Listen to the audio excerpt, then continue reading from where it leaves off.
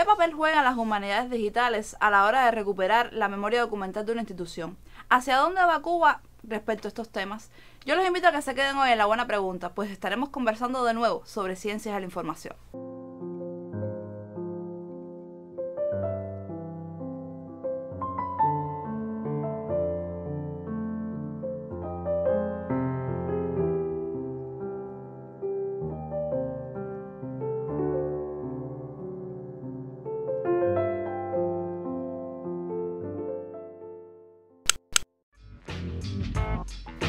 Conversamos sobre una tesis del año 2022 de la carrera de Ciencias de la Información en torno al rescate del fondo documental del Teatro Universitario de La Habana. Nos acompaña aquí en La Buena Pregunta Zenén Jonathan Zayas, recién egresado de la carrera y quien además forma parte del claustro de la misma actualmente. Bienvenido a La Buena Pregunta, Zenén Jonathan. Gracias, María. Bueno, el Teatro Universitario de La Habana está presto a cumplir sus 82 años el próximo 20 de mayo. Es una institución que indiscutiblemente tiene mucho por contar y sobre todo mucho por recuperar, ¿no es verdad? Sí, bien, Mari, como bien dijiste, esta institución cultural posee un fondo documental con una gran cantidad de información, no solamente referente a la historia en parte de la Universidad de La Habana, sino también de la historia de las manifestaciones artísticas, las manifestaciones culturales, sobre todo en materia de arte teatral, de la misma Casa de Altos Estudios y de la nación cubana en sí.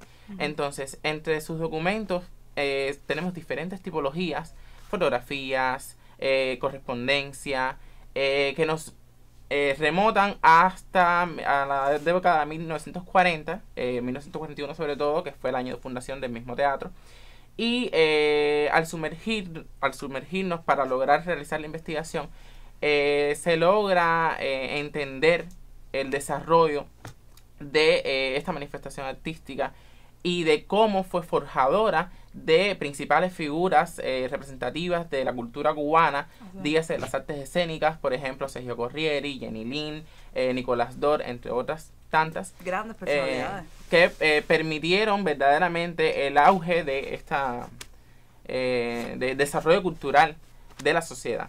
Entonces, la investigación surge, nace desde el punto de vista de la documentación, pero ya tenía antecedentes como la tesis de Joana Franco, realizada en el 2020, si me no recuerdo. La tuvimos aquí, la presentamos aquí en La Buena Pregunta. Correcto, entonces de la tesis de Joana Franco que nos permitió ya tener ya más o menos avanzado lo que es la parte histórica del Teatro Universitario de La Habana. Entonces, para lograr entender mejor el cómo esta documentación se genera, se produce, se utiliza y se organiza evidentemente, se toman estas tesis, se realiza una investigación muy profunda y entonces se logra crear, en este caso, la tesis dio como resultado un sistema de clasificación que permitía ordenar, bueno, básicamente los procesos más significativos, ordenar, clasificar, o sea, darle un tratamiento archivístico que generalmente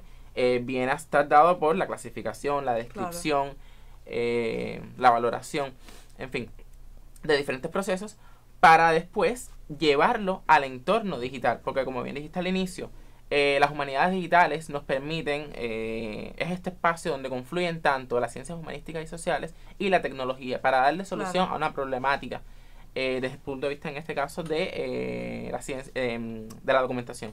Entonces, no solamente generar un sistema de clasificación, sino también cómo implementarlo al entorno digital, que hoy en día, con las tecnologías, evidentemente, es un entorno prácticamente indisoluble de nuestra vida diaria.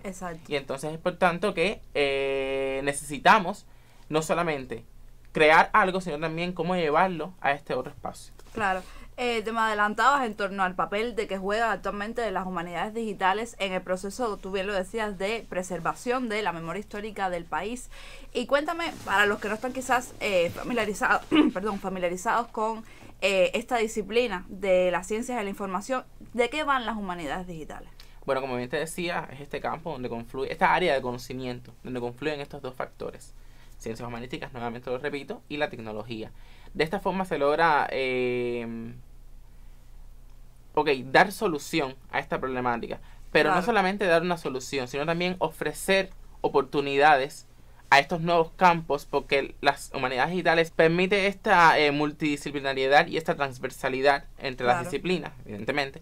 Y entonces es lo que nos permite llevar a cabo estos procesos para lograr rescatar, difundir y preservar la información en el entorno digital. Y en el momento que tú empiezas a trabajar ya de por sí con el fondo documental, ¿en qué estado se encontraba? Bueno, el estado verdaderamente era un estado bastante crítico, porque al estar almacenado en un archivo metálico, sin ningún tipo de tratamiento, sin ningún tipo de cuidados de conservación, evidentemente se enfrenta a diferentes afectaciones como bichos, humedad, en fin, las diferentes cosas que pueden afectar el paso del tiempo. Entonces, se recupera, se pasa por diferentes procesos de limpieza, sin dañar la documentación, evidentemente. Y entonces luego se le da un tratamiento desde el punto de vista ya más bien archivístico, como te decía al principio, diferentes etapas. Viene a ser identificación, porque necesitábamos saber qué es lo que hay, no se tenía conciencia de qué es lo que había.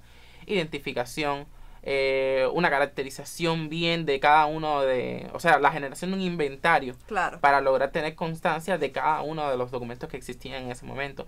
Y me contabas antes de empezar a grabar que incluso te encontraste el sello con el que se rubricaban los diplomas de egresados de teatro. Sí, por supuesto. Entre tantas de las tipologías tenemos diferentes certificados de reconocimientos de finalización de los estudios de teatro universitario, donde a aquellos estudiantes más destacados se le hacía un sello dorado, y no solamente encontramos el certificado con el sello, sino también el objeto con el cual se lograba imprimir ese mismo sello en el documento. Además encontraste otro tipo de documentos que, como bien decías al inicio del programa, hablaban no solamente de la historia del Teatro Universitario de La Habana, sino además del desarrollo de la cultura cubana en la época. Exacto, a ver, no específicamente tratan directamente de este tipo de eventos, pero sí indirectamente. Por ejemplo, como te comentaba, la correspondencia que se encontró hacía referencia tanto a cartas dirigidas a Fidel Castro o al Che, ministro de Economía en el momento,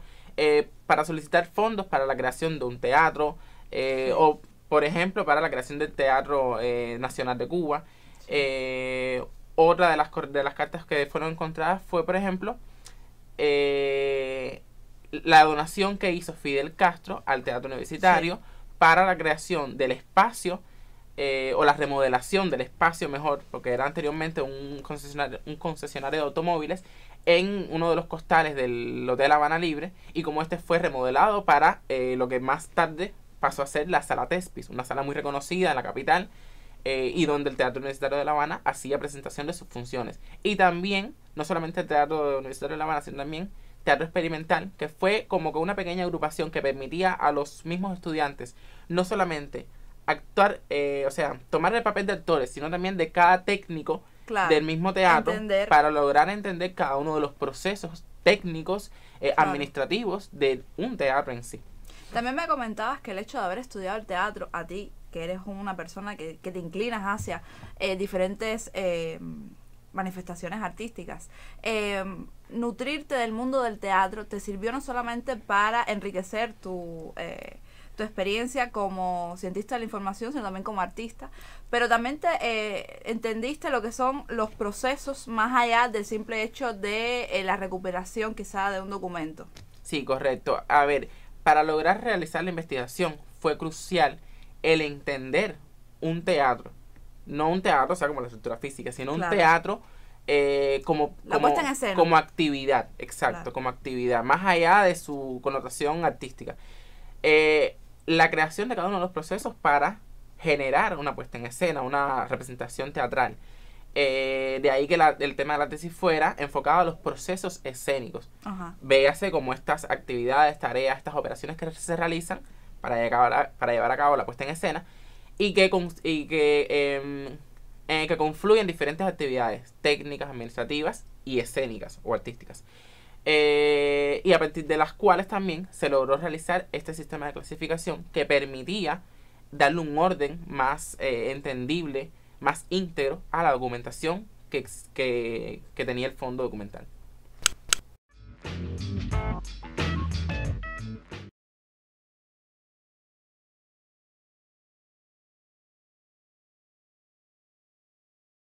el 20 de mayo de 1941, para promover valores universales de las letras y las tablas, quehacer en el que se involucraron generaciones de estudiantes, de las que trascendieron indiscutibles talentos de la escena nacional. Cuando yo llegué al teatro universitario ya yo era actriz, una actriz incipiente, una actriz poco conocida, pero lo llevaba por dentro, era artista. Flores nos harán alfombra, flores nos harán guirnaldas. Es como el aire, como el agua.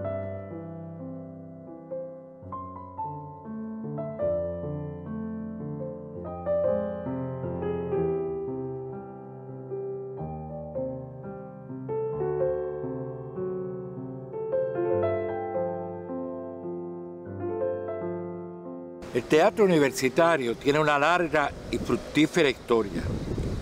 Tenemos que decir que antecedente del mismo fue un grupo de creación artístico de un lugar que se llamaba la Universidad Espiritual, de un grupo que se llamó Iota Eta.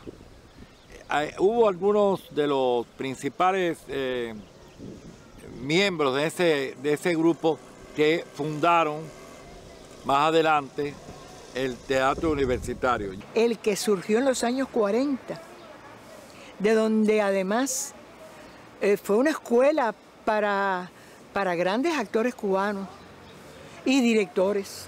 El teatro universitario nació, vamos a decir, el 20 de mayo de 1941.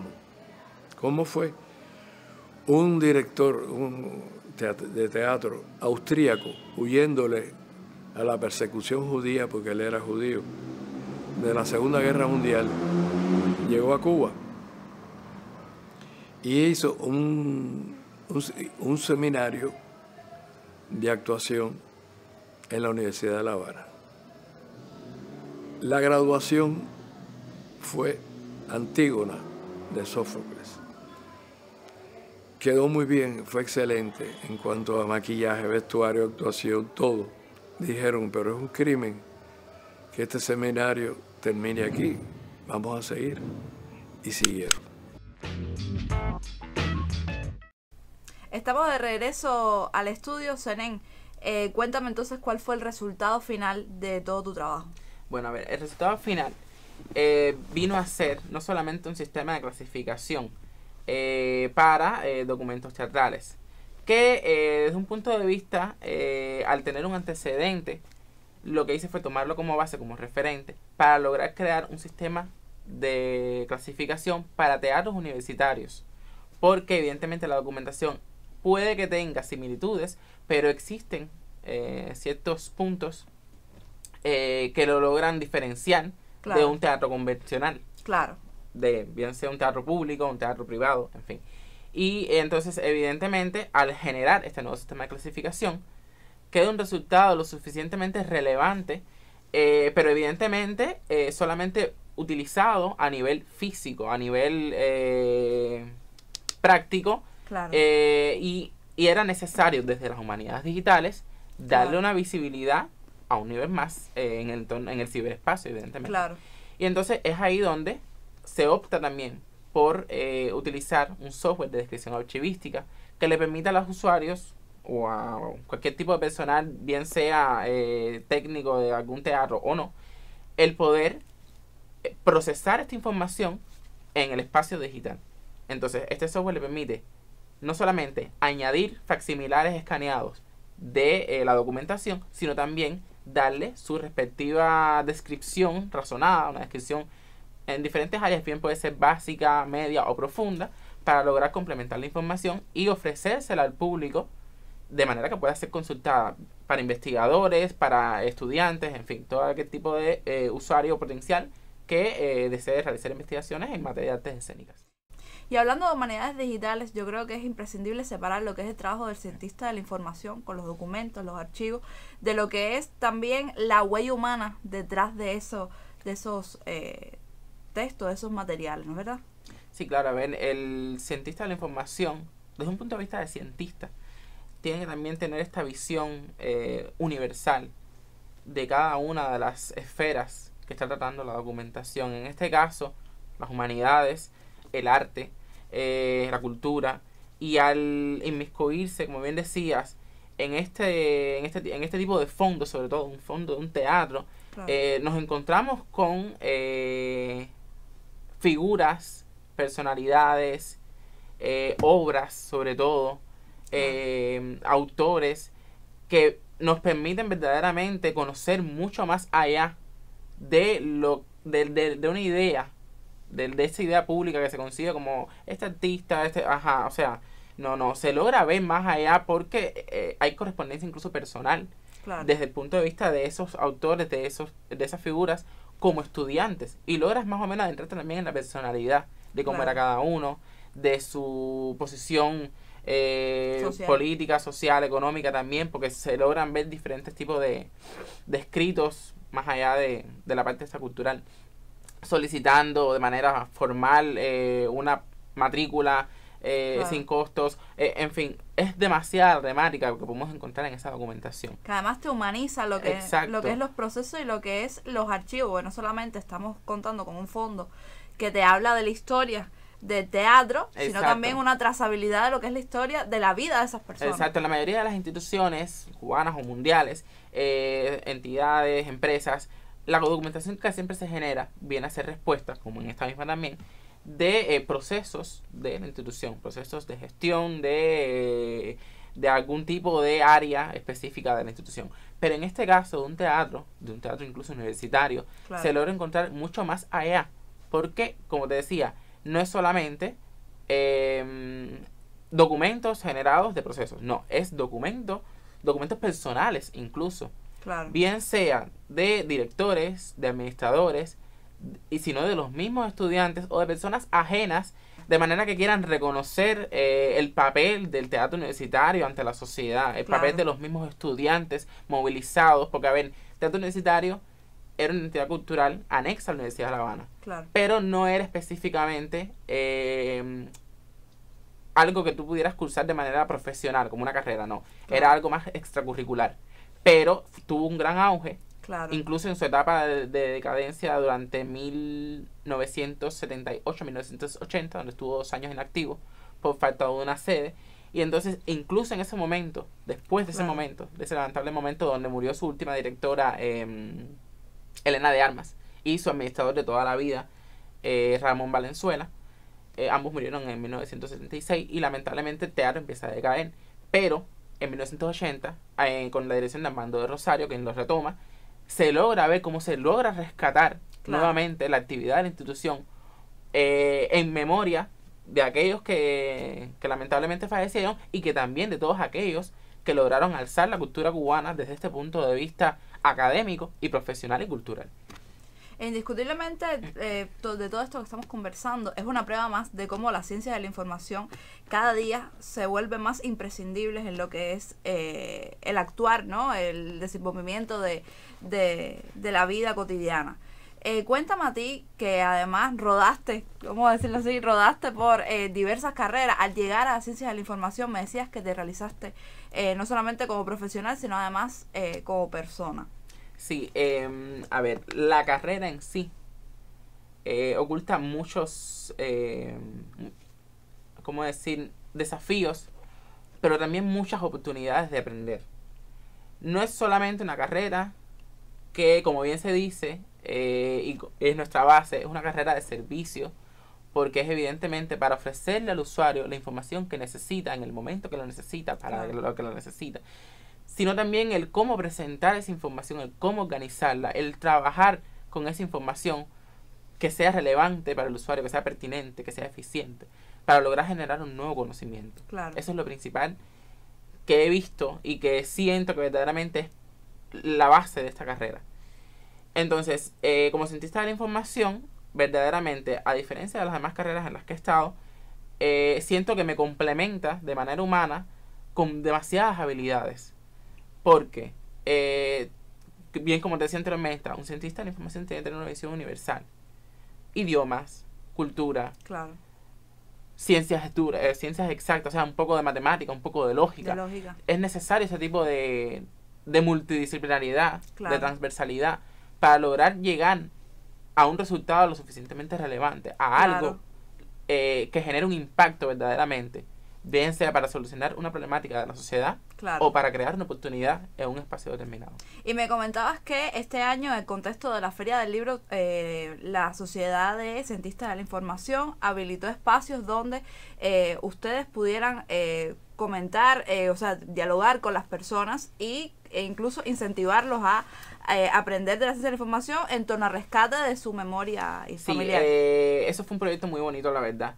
La Sociedad Cubana de Ciencias de la Información, de la cual soy miembro directivo de la directiva, nos ofreció un espacio en esta feria internacional y la anterior, donde no solamente íbamos a estar ahí en calidad de profesionales en un stand compartiendo con el público, no, sino también íbamos a estar enseñando al mismo público a cómo ellos, desde su disponibilidad tecnológica, el cómo lograr recuperar la memoria fotográfica o, bueno, la memoria documental, la memoria histórica de ellos mismos. Claro. No es solamente el mostrarle a través de una infraestructura específica el cómo se realiza, se procesa, sí, claro. se conserva y se preserva la documentación documental de algo. No, sino la misma, de la suya propia.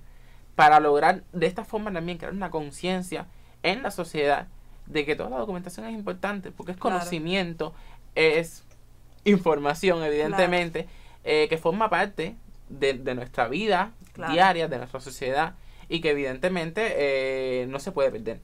Claro. Porque eso es lo que conforma también la historia.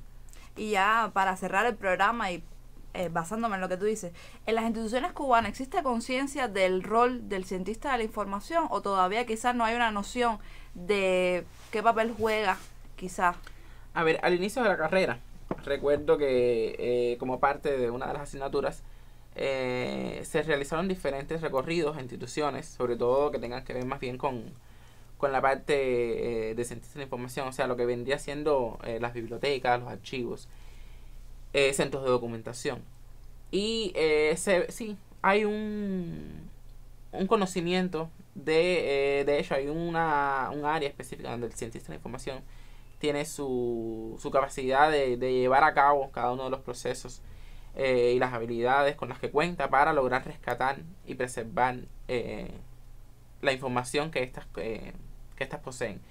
Pero lamentablemente existe la idea de que no toda la documentación es importante, claro, que es correcto.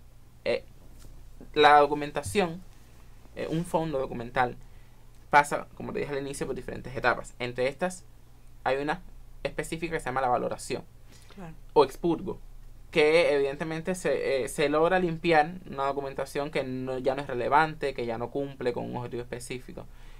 Pero casi siempre los que hacen este tipo de valoración son los mismos directivos de las instituciones o personal no cualificado o que no cuenta con las competencias de un mismo cientista de la información. Claro. Y por tanto no tiene la visión claro, estratégica para lograr entender que esa documentación pueda ser conocimiento claro, tácito, que se almacenó, que se recuperó, que se está preservando y que por tanto se elimina de manera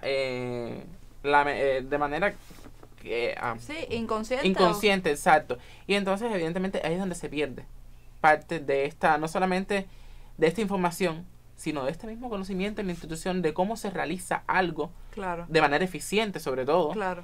Sino también se va con ella parte de la información, de la historia de la institución. Claro, y tú conversabas sobre, o sea, hablabas de estos temas con una matiz de pasado en torno a recuperar la memoria histórica. Exacto. Y el otro día conversando con una profesora también de Ciencias de la Información, Amanda Terrero, ella decía que saber manejar la información sirve para la toma de decisiones. Exacto. O sea, el ciclo de vida de la información, que es uno de los puntos cruciales de esta carrera, y de hecho se estudia en primer año, en primer semestre, porque es algo con lo que nos va a acompañar toda la vida. De hecho, no solamente para un cientista, para toda persona debería entender, y de hecho lo hacemos de manera inconsciente. O sea, una persona, cuando tú en tu lista de reproducción de música seleccionas diferentes músicas y las añades, estás seleccionando información porque es lo que te conviene a ti. Luego la almacenas en un dispositivo, luego la procesas, no se le añades los diferentes metadatos, esta música se llama tal, se llama tal. O sea, eso es un ciclo de vida. Te puse el ejemplo de archivos musicales. Pero bueno, con un documento sucede lo mismo. Una institución selecciona documentación o información que necesita, la añade, la almacena en su espacio físico o digital, luego la procesa, o sea, lleva un proceso, la procesa primero y después la almacena. Llevan diferentes procesos que al final esta información no sirve solamente para estar almacenada, no. Claro. Se utiliza, se recupera, se genera con ella un nuevo conocimiento que luego genera un impacto a partir de una toma de decisiones, evidentemente. Y que este impacto, ya como te dije, genera un nuevo conocimiento, que es nueva información, que puede que alguien más lo utilice para sus diferentes objetivos. Y esa es principalmente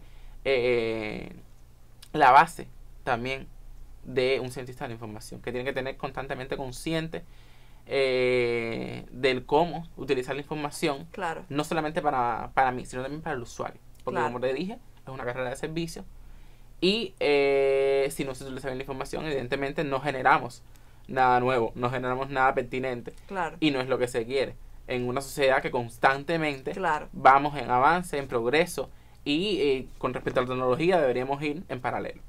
Bueno, muchísimas gracias por haber aceptado nuestra invitación y por haber estado aquí el día de hoy. Y como siempre les digo, esto es La Buena Pregunta. Nos vemos en un próximo encuentro.